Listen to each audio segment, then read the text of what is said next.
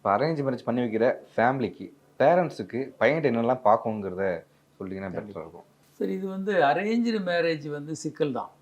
ஏன்னா, நீங்க வெளிப்படையா பார்த்துட்டு, எல்லாம் நல்லா இருக்கு அப்படின்னு சொல்லி போகும்போது, சிக்கல்கள் இருக்கு.